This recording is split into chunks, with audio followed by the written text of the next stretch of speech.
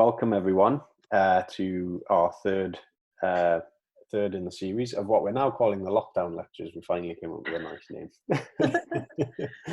name. And this one is what do we carry in our handbags, or dry bags, as we prefer to call them, sound a bit more manly. You've probably seen, actually, whenever you go out on an instructor-led session, that we always are carrying various different bits and pieces. We've never really taken the time, I think, to go through what's in there, but it's quite important, really, to understand what we carry, because as you progress through your own paddling career, you will probably want to invest in some of this stuff, and also you want to carry what's appropriate for a particular paddling journey. And eventually, as you progress through your paddling career, you will eventually find yourself in the position where you're the most experienced paddler on the journey, and everyone's going to be looking at you for these types of things. So hopefully it'll be helpful for you anyway. So it's kind of in two halves, this one. There's going to be a little bit from Dave, and then a little bit from me, and then a Q&A at the end. Before we do that, though, we do have a little bit of good news. We did win a gold award today. I don't know if you saw it, so pretty exciting. So this is the first time we've entered any awards since 2016, I think, and so we're pretty chuffed. Experience of the Year, Northeast Tourism Awards, and obviously that means we're now progressing on to the nationals, so we might get a national award, which would be lovely. Right, I'll hand over to you now, Dave. Excellent, thank you. Hello everyone again. So tonight, as Simon said, we'll be covering what we carry in my buoyancy aid, as well as what I carry in my handbag, and then Simon's going to cover a bit on repair equipment we carry. What I'm going to run through at the minute is the way I have my buoyancy aid set up for paddling in our coastal environment, so around the Colour Coats area, where it's not too exposed. It's quite an easy paddle, and with quite a lot of landing areas. So I've tailored the equipment to what I normally would carry for that. As Simon said, it's what we would carry as instructors. However, we would normally, as you start paddling a bit more and you get used to it, you might want to start carrying some of these items. So it's quite good to see what we are carrying. So I spread out my buoyancy aid this morning, put everything out and laid it all out. And I found out I have 11 items I carry in or on my buoyancy aid, which I was surprised all fit in, but they fit in quite easily. Obviously, first thing, the most important thing is I carry a means of communication. I actually carry quite a few means of communication on me. It's always good to have a redundancy in your system. So, like most people, I carry my mobile phone. That's in its own waterproof case to protect the phone. And depending on the time of year it is, it'll either go in my front pocket or it'll go between my buoyancy aid and myself. I often put it between my buoyancy aid in the winter, just to give it a bit of heat and keep the battery life, extends it a bit longer. Obviously, I carry a camera with me because, you're out, you want to get shots. That's what it's all about, getting the photos. And obviously, if you're up at St. Mary's or somewhere like that and you've got the seals around, it's quite handy to have your camera accessible. That's got a float on it as well, so if I drop it, I can easily get it. Bit more kind of unique stuff now that will be slightly different to what people carry. I carry a carabiner. I use that alongside the sling to make an improvised tow if I have to. I've used it in anger probably once, but it came into its own when I had to use it. So it is handy to have, and it doesn't take up a lot of space. So that's my carabiner and my rolled up sling, which is the red thing, number 5. A handy one to have is a neoprene hat. I keep that and I can give it out to somebody when I'm paddling if they're getting a bit cold. But also if I'm doing a lot of rescues and it's winter time, it's quite nice to put that on and have something warm to have on my head. Because I'm carrying a sling and obviously I have a tow line on when I'm out, I carry a knife so that if I've got ropes, you should always have a knife. So I have a small foldable knife. I like to keep it quite a discreet knife, which is why I went for the folding one. It fits away in my buoyancy, it doesn't take much room, and it's not a massive knife that looks really scary and puts people at risk. Moving round to number 7 is a day and night flare. Now this is definitely getting a bit more specialist equipment. It's one of my means of communication. how it works is it's a double-ended flare. It has an orange flare, which is the smoke, and that goes off during the day. And then it has a red end, which is a bright red light, an intense red light, which you use at night. It's quite small and fits in my pocket, and I can use it to signal to boats or to the RNLI to get my position. Back to communication, I have radio, so I have a VHF radio. I always keep that on me when I'm out on the coast, and that allows me to communicate to boats and along with the Coast Guard or the RNLI if I need to. And you can also get weather updates on it if you're out on a long paddle, so that's quite handy. I also keep now, since we've been doing the evening paddles on the River Tyne, I realised how good the nav lights we had were, so I purchased one of them and I keep that on my buoyancy aid. It's quite good if you're paddling at night. It means you can be seen, but you can also revert the battery and put it on, and it comes a flashing beacon for distress so people can see you.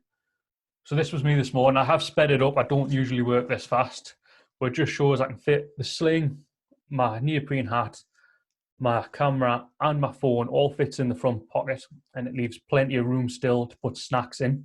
It's got loads of room left in there. And the buoyancy that I've got's got a couple of side pockets, so they're good for fitting in the day and night flare, the knife at the bottom, and the carabiner on the side. I wear my watch when I'm paddling. It's on the sea. I wear that on my shoulder strap, and I also put my whistle on the same side. And then I always clip the radio on the opposite side, so they're really easy and accessible to me. The people walking past loved the fact that I was doing a video. I sped it up so you couldn't see them pointing at me. But yes, that all fits in quite easily. And like I say, it still keeps the profile of my buoyancy, it's still relatively small, so it doesn't cause me any problems when I'm out on a sup or when I'm trying to get back into a closed cockpit kayak.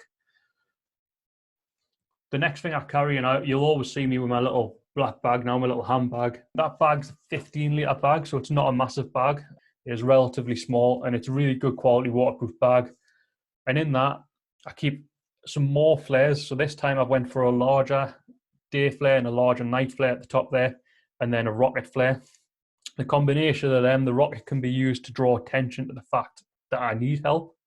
And then the day and night, again, they can be worked, get help to me when I know it's en route. The bigger flares, they last a little bit longer, which is why I carry them in my bag. And hopefully if I ever need to use them, I'll have them and the day and night. So I've always got a bit of continuity, a bit of redundancy there.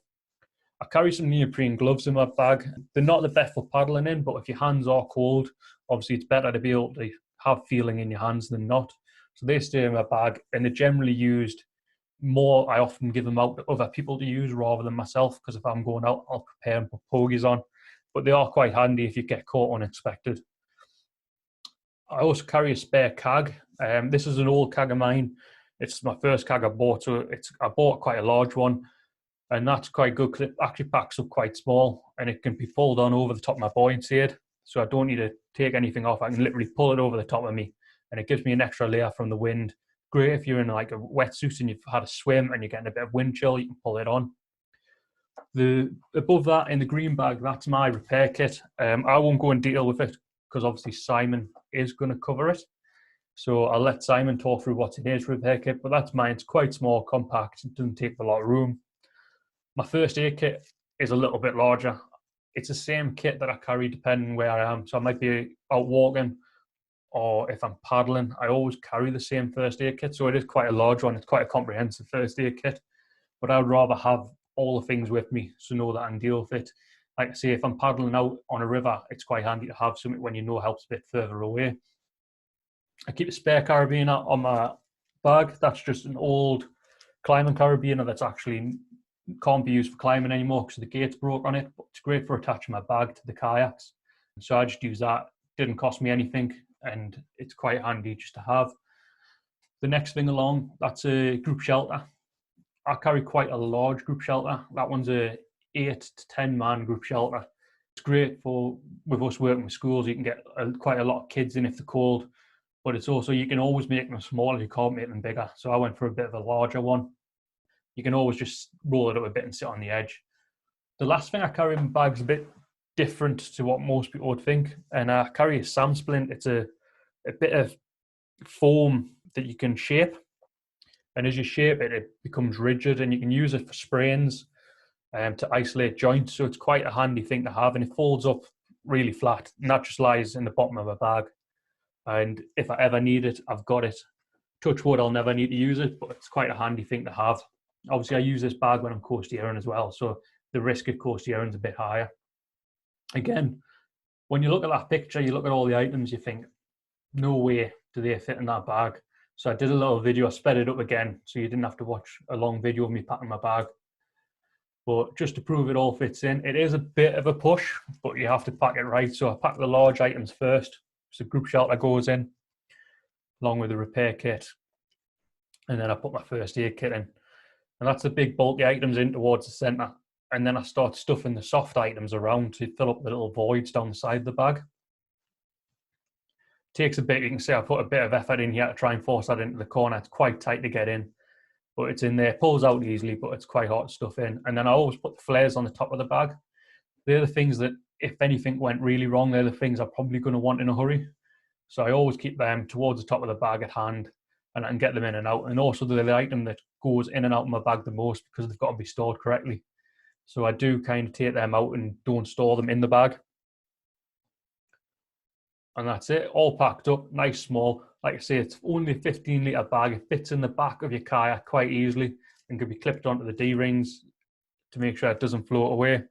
And it's very compact. We'll move on to repair kits now, so I'll pass you back to Simon. Simon's got a bit more on repair kits, and I'll let him talk you through it. Hello. Right, so I've got my repair kit here. I'm just going to talk you through what I tend to carry. Repair kits are different depending on which craft you use, predominantly. Because as instructors, we're using multi-craft, so plastic boats, we're using inflatable SUPs, which are made from PVC. We're using fiberglass craft, so my wave ski. So it needs quite a few different items in it, but obviously you can tailor it down depending on what you're using on a regular basis. The main thing when you're preparing a repair kit is to consider the type of craft you're on, to consider the remoteness of your environment and sort of any local infrastructure that might be available where you're going. If you are heading to a part of the world where there's very little, so this is me surfing on a sandy beach in Morocco, and on that sandy beach there was one rock, and I managed to surf into it, which was pretty impressive, and ended up with this ding in the front of my wave ski. So obviously, there was very little infrastructure there. There wasn't even running water. So the likelihood of me finding a surf shop with a few bits of repair kits is pretty slim. So you've got to make sure you're carrying what you need, and also think about the conditions and the climate of where you go. And I'll talk a bit about some different adhesives, putties, things like that. Some stuff works well in a warm climate. Some stuff doesn't work so well in a warm climate. And it's particularly true, I think, living in the Northeast, obviously quite cold, water's cold. So if we buy anything that is marketed at sort of Southern Californian surfers or Hawaiian surfers, we're probably going to find it doesn't respond as the same way that we thought it would in the North Sea. So it's always worth thinking about that. Right, so this repair kit here, I unpacked it all today, and I gave a few things a wash because it was pretty gross actually. But just to talk you through tools, we've got a few different multi-tools there. I picked all of these tools because they're really compact. So first one on the left, that is all different sizes of Allen keys. And I've got some little pincers, so that's good if you have something that's punctured your craft, or a nail or something, you can just pull it out nice and easily. You've got a spanner, all different sizes. They used to get those, I think that's from Halfords from a long time ago. And then the little orange one just has all different screwdrivers on it. Between the four of them, I don't think I've ever needed anything else, which is great. I always carry a spare bung, just in case that fails. Bit of a disaster. I've put this little pack of sewing needles. I don't actually carry a pack of sewing needles with me in my repair kit. I normally just stick one sewing needle in the dental floss. But a sewing needle and dental floss is really helpful. If you get a big gash in your neoprene wetsuit, or the fabric of your dry suit, you can use those two things to do a quick repair. We always use dental floss rather than thread, because dental floss doesn't degrade in water. So it's a sort of permanent repair, really. I'd carry some shoelaces or string. I'd prefer shoelaces, tend to be stronger, and just the little crimped ends make it easier to thread them through things. Shoelaces can be used to repair anything that's maybe snapped or broken, needs to be temporarily held. Snapped straps, you name it. You can use a shoelace to repair all those types of things. Small pair of scissors. I know Dave mentioned that he carries a knife, but when you're doing precision cutting on something like a PVC patch repair on an inflatable paddleboard, if you start taking a river knife to it, you're going to get some pretty dodgy edges on that. So you want something that you can be a little bit more precise with. When you're patching any craft with a PVC patch, you want rounded edges, because square edges are just going to peel off pretty quickly. Glow stick's handy, because if you're working in a sort of confined space or a dark space, it's always handy just to have a little bit of sort of light that you can access. Dry wipe pens, Sharpie pens. Dry wipe pens are really good if you're with other people. So if you had to do a patch on their £1,000 red ice up, and then you start drawing on it with a Sharpie pen, sometimes people get a bit shirty about things like that, especially the pictures I tend to draw. So a little dry wipe pen is good, because you can just rub it off at the end. And both of those are good because they will draw on stuff that's wet. So always better. You could consider a Chinagraph pencil as well. Chinagraph pencils are good, but I just use Sharpies because they're easier to come by.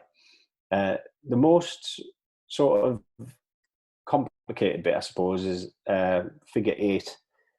So you get loads of different adhesives on the market.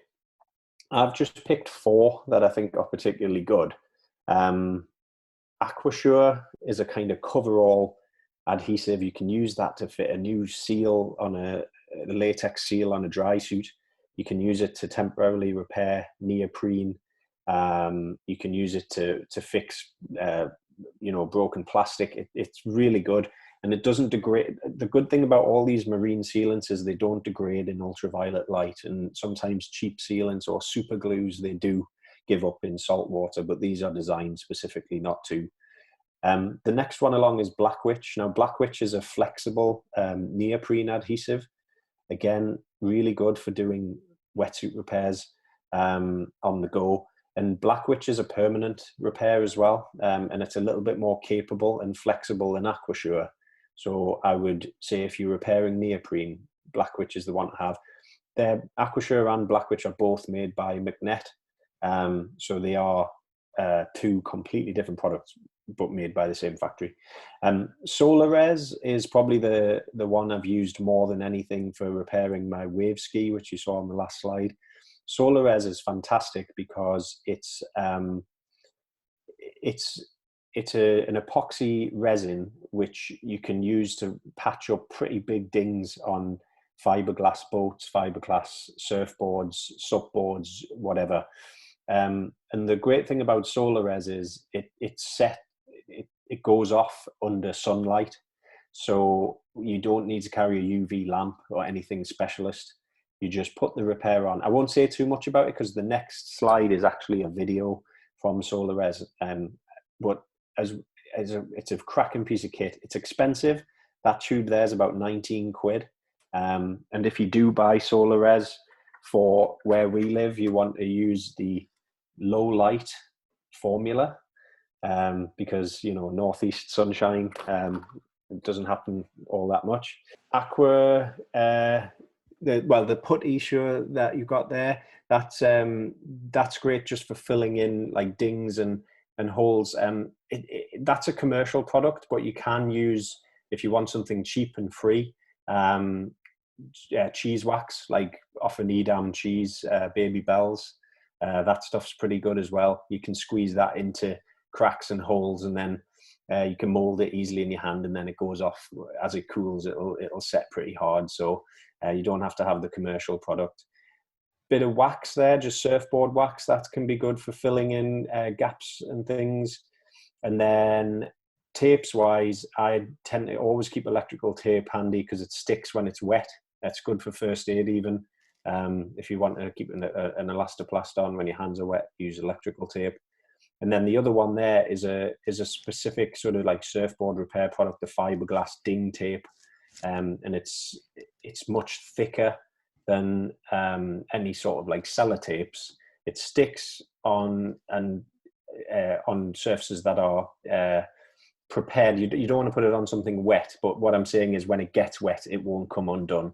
And it's pretty durable as well. So on the last slide I showed you with that big ding on the front of my wave ski, I basically patched that over with ding tape, and it lasted the rest of the holiday. I didn't use any resins or anything on that. I just went for the ding tape. And that was the main reason I didn't patch that with solar res, is because I knew I wanted a professional repair when I got back to the UK.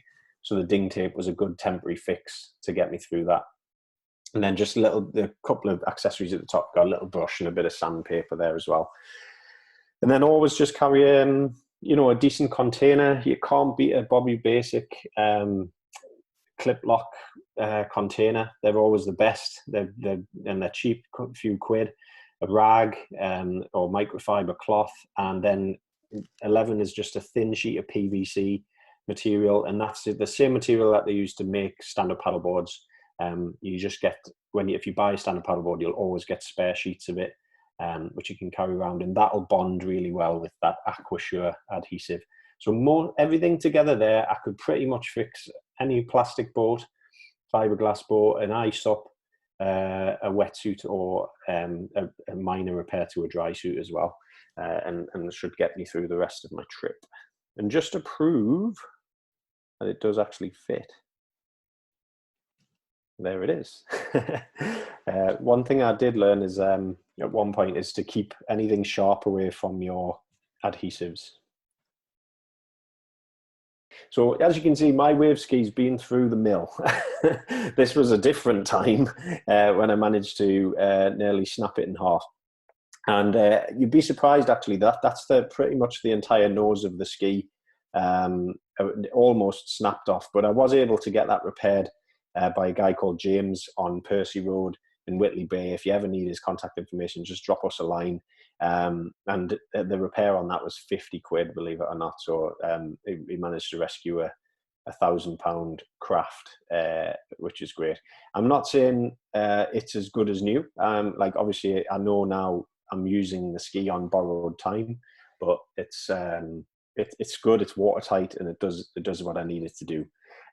Obviously, when you start getting into the realms of expensive craft, you can consider a British Canoeing membership as well, because a British Canoeing membership with insurance will cover you for this kind of thing. So if it is a total write-off, you don't lose a ton of money. If you ever need plastic welding, ice up patch repairs and spares, wetsuit repairs, you can come to us at CBK's. We do that. But if you need dry suit seals, recommendation is Typhoon in Redcar. Typhoon make all the dry suits for the Royal Navy and the RNLI. They know what they're doing, and they're a fantastic place for all that type of repair. Finally, just one thing to say is that as of this year, we are now, Dave and I went and completed some training, and we are an outfitter for the Tatiga brand. So anyone who has a Tatiga brand boat, if you ever need any repairs doing, come along and see us. This was a boat that we just this week did a full upgrade on. It was a centre spec boat, so we added all the D-rings and various bits to it, and we chopped a hole in the middle of it, which was quite scary, and fitted a centre hatch to it as well. So we can do all that kind of stuff in-house, and we carry all those spares and repairs with us. All right, Dave, I'm going to pass back over to you. Yeah, no problem. If anyone has any questions, if Simon can unmute you, feel free to comment any questions you've got. I have a question. What's in your first aid kit? Oh, What's not in the first aid kit? yeah. In the first aid kit, I have your normal things, a couple of your gloves, some plasters. I then have square dressings. I only carry one field dressing, the round bandage style ones. Everything else is a flat dressing. And then I have a conforming bandage. It just means that I can get more pads in for one bandage. I also I carry tablets in mine. I carry paracetamol and ibuprofen. And if people need them, obviously depending on where I am, it may be that they are important. I also carry 1 or 2 aspirin just in case. What else do I carry in it? I have plasters. I have a face shield. I have swabs just to clean up. Some wipes. I have triangular bandage in it. I try and get things in my pack that also do stuff. So like a sling can be a towing sling can also be used to make a sling for your arm. Yeah. I'm trying to think of what else. I should have brought it up and then I could have went through exactly what's in it. I have some of the the Steri-Strip closing strips. Do you not have an inhaler? I have an inhaler, yes. I carry an inhaler in it. I just kind of random bits that I've come across that I've used. I generally carry things that I've had to use in the past, rather than carrying what would be down on a first aid list. Yeah. Would you have a bivvy bag? Depending on where I'm paddling, depends whether I'll carry one. If I'm paddling in a remote area, I might carry one. If I'm paddling along the coast, I generally don't. Foil blankets are good for reflecting heat back, but if you're already cold, they don't provide as much resistance of keeping heat in. It will reflect and will benefit, and if you get someone else in with it, it will help. But I find that a group shelter, because I carry that, you can get everyone in and use their body heat to heat them up. For the size of the foil blanket, I wouldn't say don't carry one. And I know you can get the small. I've got the small solo bivvy bags which I carry when I'm going elsewhere. Generally on the coast I don't carry one, but if I'm going inland I'll definitely normally carry the small reflective bivvy bag. One thing you can get which is really good is the blizzard blankets, which are kind of like a foil blanket on steroids effectively. It's like it's all compressed, and then when you pull it out it forms a air layer around, so it gives you a bit of an insulation property as well as the reflection property, so they are even better. So you could get one of them to use instead, but like I say, a foil blanket, if you use it right by getting someone in to reflect the heat back, it's worth having as well. I think the message around heat loss, though, it's really important one to get across, because I had a personal experience of that myself when we were participating in an RNLI exercise to look from the rocks using the lifeboat, and I was the casualty. And I was wearing my warm winter wetsuit, my 5 milli with the fleece line and everything, thermofleece lining. But 10-15 minutes of lying on cold rocks, I was shivering pretty uncontrollably. And certainly half an hour in, when I was sort of getting lifted onto the boat, I could feel myself not being 100% in terms of fully in control of the situation around me. So if you were to injure yourself and you were waiting half an hour, 45 minutes for a rescue, and you were wet and you'd been in that water, it was a little bit windy, it does set in really quickly. So I think, having even just a windproof cag, it doesn't even have to be a particular water sports one, like a cheap cag in a bag that you used to get from millets and places like that. So anything like that, which is just going to keep the wind off you, keep that little bit more heat in your body, would be really good to just carry around in the dry bag. Yeah. Building on what Simon was saying there, there's a principle called the 1-10-1 principle, and it's like 1 minute when you get in the cold water. It's 1 minute is the time you need to relax, and that's when you kind of cold water shock and you've got to relax and you're going to be gasping. Then you have 10 minutes in cold water of useful use of your fingers and your body.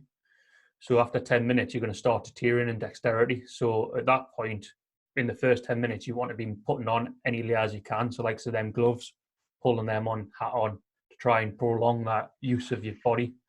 And then about after 1 hour is when you're going to start fading in and out of consciousness if you're in the water for up to that long. So it's worth bearing in mind that having these extra things in the bag does kind of buy you time if things go south. Which fortunately they haven't for any of us yet. Touch wood. Yeah, touch wood. But yeah, it's all good. I think a lot of that stuff you just call on it now and again, and it reminds you, kind of refreshes you as to why you had it packed. Yeah, flares seem very expensive for the amount of time you're going to use them. But I think if I ever needed them, I'd be happy they're there. Yeah, I mean, that orange smoke, I think even if you had an incident on the beach, you know, an injured dog walker or anything that expedites the arrival of the emergency services is always a good thing. And an orange smoke flare, all emergency services know to descend on whatever is going on when they see that, you know. Although I think the injured dog walker might get the bill for me flare. No, you can't do that. Good. Dave, I don't know if you want to say a couple of words on, because you mentioned storage of pyrotechnics and just sort of general, you know, I think if you, like, certainly for me, the first time I was thinking about buying a flare, I was pretty concerned about having this high-powered firework hanging around my house.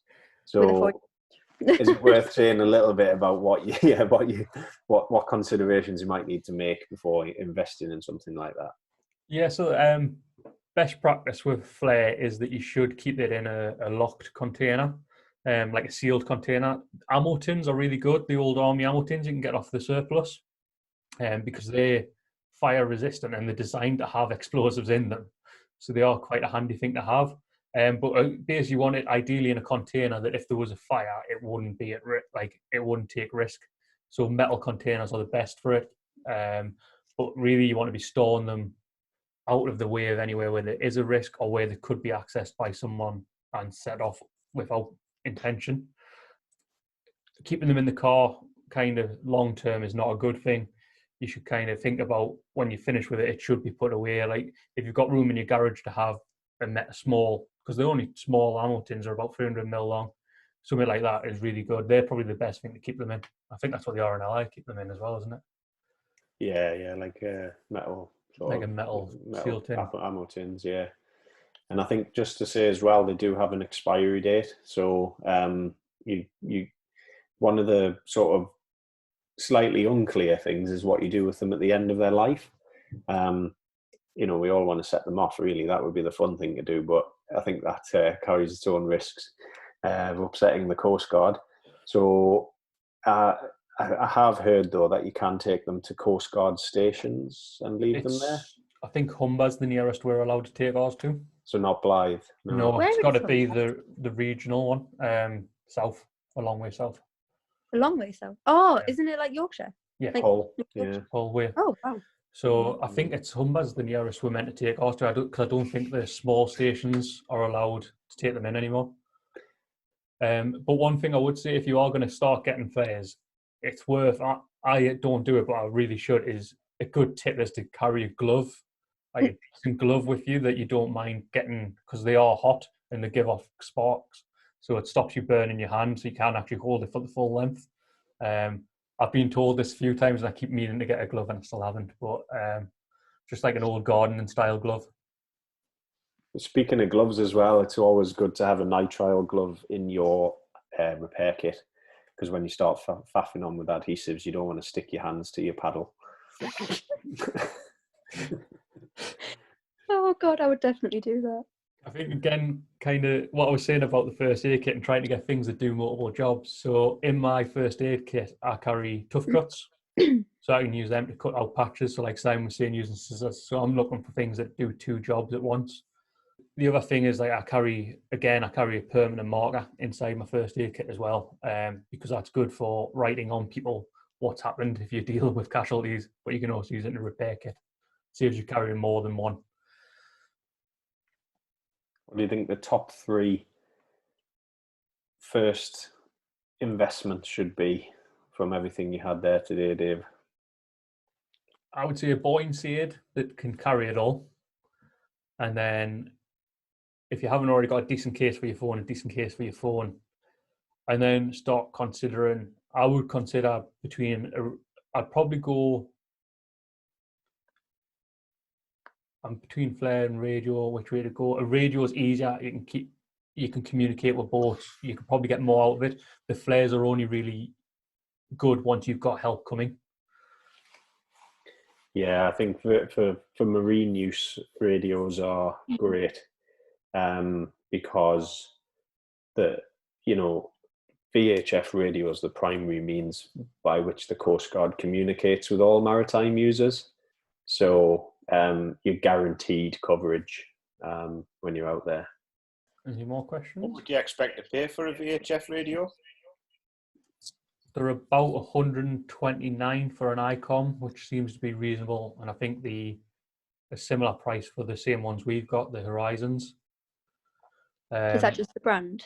Yeah, so Horizon and ICOM are both brands of radios, and they're like 2 of the good makes of radios that most people carry. And I think they're you can get ones which have all bells and whistles on and have the digital communication on it, but as kayakers we won't use it because they're more used for sending distress signals to like other craft that have it. You could use it, but it means you've got to start programming it, whereas we generally just use them as a communication device. We use them more as an actual radio. So like the lower end ones are acceptable for kind of our use. So yeah, you can get them, I think, as low as 60 quid, but I don't know how much I'd trust them. Whereas for a one that is tried and trusted by a lot of like centres and people like that, I think around 130 quid's your mark. One thing to be aware of is that to use a VHF to communicate on the water, you should have a VHF license. However, I don't think they would fine you if you were making a mayday call because it was emergency. However, if you're just having general chit chat on the radio, you are at risk of having a fine. There is a very strict procedure on how you've got to send the messages, and you've got to remember it's an open channel, so everybody can hear it. So it is monitored. I think it's something like 10 grand is the fine. I think a centre got down south for using unauthorised radios. I think they were having a bit too much chit chat, and the harbour master wasn't overly impressed. Any more questions?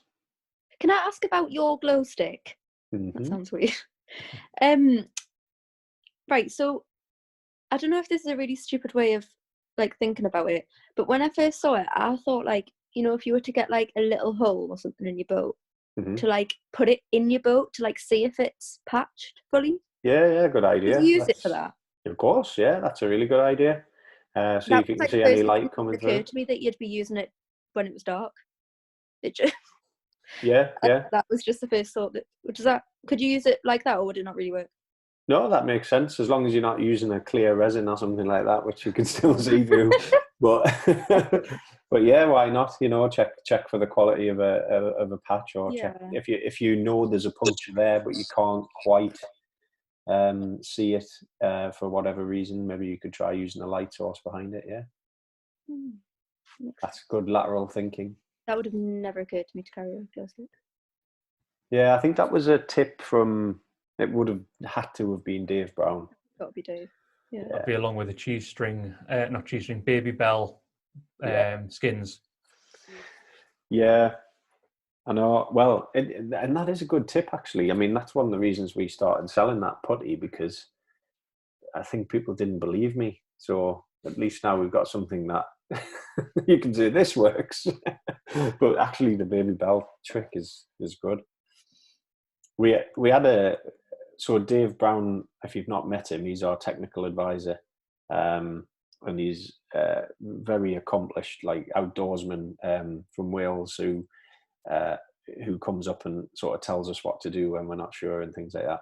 And he helped out with boat repair recently, didn't he, Dave? I knew this was going to come up. So so about 3 hours after unpacking one of our brand new sea kayaks, I surfed it into a rock and folded the front end of it into itself. Me and Simon were then going on a training course with our technical advisor, and I was a bit paranoid about turning up pre-training course with a damaged boat.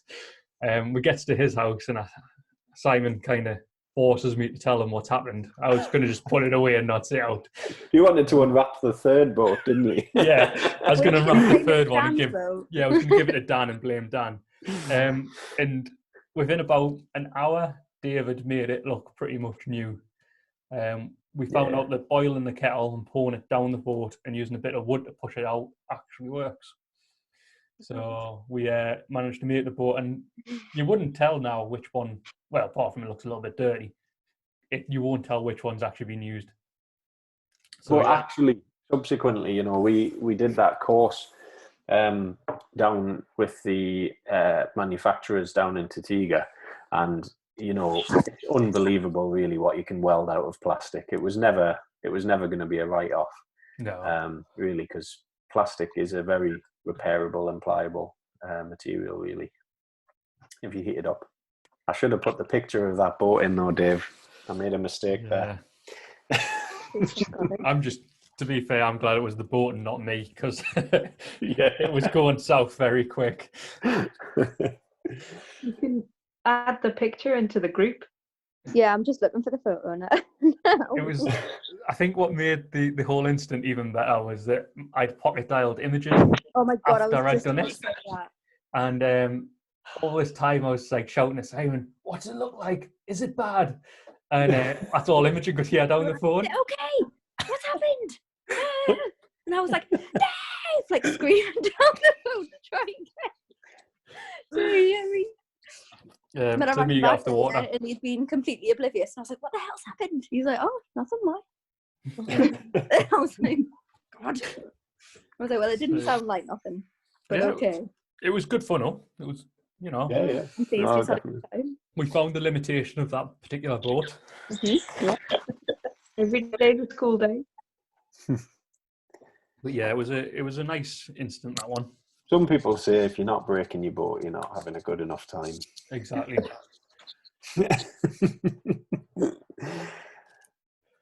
Anything else that's cropped up? No, I think the other tip I would give with regards to repair kits is Denso tape and flash band, which are plumbing tapes. They stick to plastic boats in the wet, so you can stick them on pretty much underwater. So if you do crack your hull, you can cover it over quite quickly, and you can buy them online already pre-packaged in a sealed bag, so that they don't get damaged, and they're like $5 or something pre-packaged. So it's worth kind of looking into if you're paddling kayaks, especially. Just a note, next week we have Dan Gordon from Club, who you've probably met before. He comes along kayaking, but he's also curator of biology for the Great North Museum Hancock. He's going to talk to us about the bird life that you will see in and around Cullercoats. Dan and I are actually talking about doing a series of these workshops looking at different wildlife. So birds is first, then the other two are going to be seals and cetaceans, so dolphins, whales and porpoises. Dan's great. He's like, you couldn't ask for a better speaker on this, because he is a fountain of knowledge when it comes to coastal wildlife or wildlife in general. So it should be a good one. Oh, lovely to see everyone. Awesome. Cool. Catch you next week. Thank you very much.